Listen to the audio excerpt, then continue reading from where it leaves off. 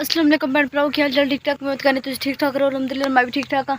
तो इधर कितना प्यारा मौसम है को साढ़े दीवार साढ़े उधर परली जगह से बहुत ज़्यादा न्हेरी आई सी तूफान आया थे, बारिशां भी बहुत सी।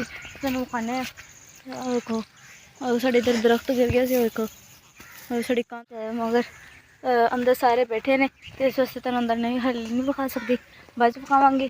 तो साड़ी मेहर करो, मेरा अब्बू बहुत ज़्यादा बीमार है तो असी पैकेज नहीं ला सकते तो इस वास्ते तो इन्ने दिन मैं वीडियो नहीं बना सकी। तो तुहाडी मेहरबानी को मेहनत करके को आ भी है देखो आ भी बेज दरख्त आ भी थले डिगने वाला सी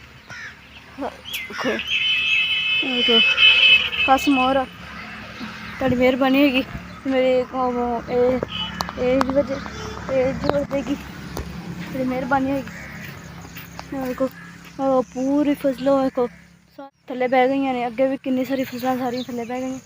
देखो कसम आखड़ा सलाम कर नहीं करे शेकर को इधर को सारा दरख्त को थोड़ी देर गिर गया को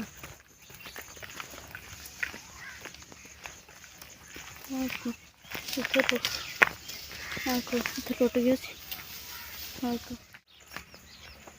साड़ी मेहरबानी है कि तुम मेरी सपोर्ट करो। मेरा इस वक्त मैं वीडियो नहीं ला सकी, साढ़े को पैकेज नहीं होंगे तो जिस दिन मेरी वीडियो है तुम मेरी वीडियो ने पूरा वेखना करना है और तुम मेरी ज़्यादा से ज़्यादा सपोर्ट करो।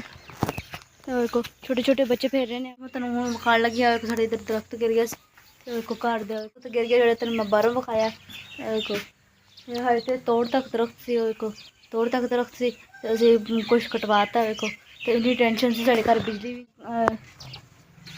को कुछ तू तलाम भी लाया को साड़ी तार कट सी को साड़ी तार कट दी सी किसी को भी नहीं गा। तुहाडी मेहरबानी कि तुम मेरी सपोर्ट करो सबसक्राइब करो को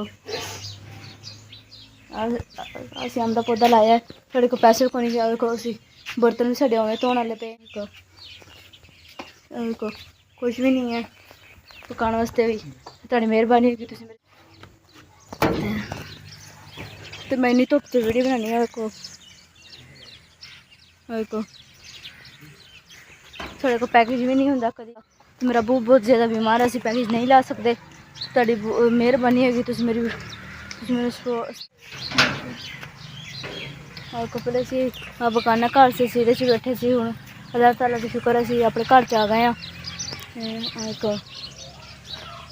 साढ़े इतने इन्होंने मिट्टी पवाई सी तो इन्होंने साढ़ा फड़ के को असी खाला बनाया सी इन्होंने वो भी तोड़ता है तो असी तो हूँ कंडे रखे ने को नहीं तो असी उत्ते ढक्कन बनवा लिए।